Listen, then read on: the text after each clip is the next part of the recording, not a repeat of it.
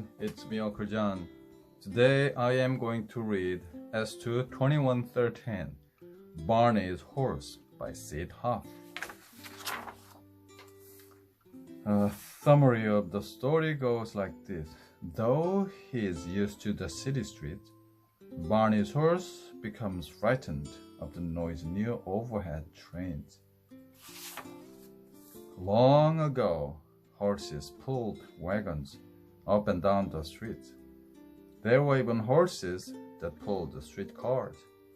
Barney the peddler rode down the street with his horse and wagon, shouting, "Apples, onions, potatoes. Get your apples, onions, potatoes, right over here." Ladies came out of their houses to buy from him. Barney's horse stood at the curb, waiting. He swished his tail to chase away the flies. Children petted him. They fed him sugar cubes. "That's good, children. Always be kind to animals," said Barney the peddler. Barney let him sit on his horse's back. He let him ride on the wagon around the block. Then Barney would ride off to another street. "Goodbye, children," called Barney. "I'll see you tomorrow."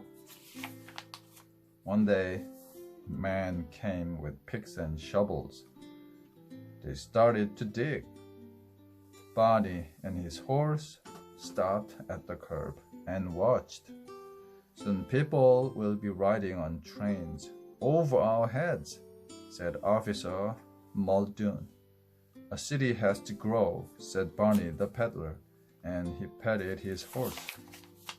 All day, Barney sold fruits and vegetables all over town. When it got late, people heard clippity-clop, clippity-clop as Barney headed back to the stable. Barney brushed his horse and put a blanket on him. "Good night, sleep tight," said Barney. He went to sleep next to his horse. It was the day the trains started running. People climbed the stairs to get on them. Men with pushcarts stared up at them. Dogs and cats were staring too. Screech, screech went the wheels on the tracks. The trains swayed. The ground shook. "The runaway horse! Runaway horse!" someone shouted. Down the street ran Barney's horse, pulling the wagon. "Whoa, wait for me!" shouted Barney. But Barney's horse ran faster and faster. Children tried to catch him, but Barney's horse was too fast for them. Officer Muldoon stepped off the curb and waved his arm. "Whoa, old fella, ho!" he said softly. "Nobody wants to hurt you." Barney's horse came to a halt. He let the policeman hold him and pet him until Barney caught up with them. "I guess your horse will have to get used to the trains," said Officer Muldoon. "We will all have to get used to them," said Barney the peddler. Barney petted his horse. He gave him a big, juicy apple. Then he got back on the wagon and rode off, shouting, "Apples, onions, potatoes. Get your apples, onions, potatoes, right over here." The city grew and grew.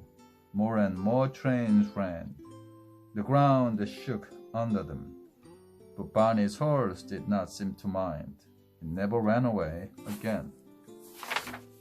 Well, almost never. He knew Barney needed him. The end.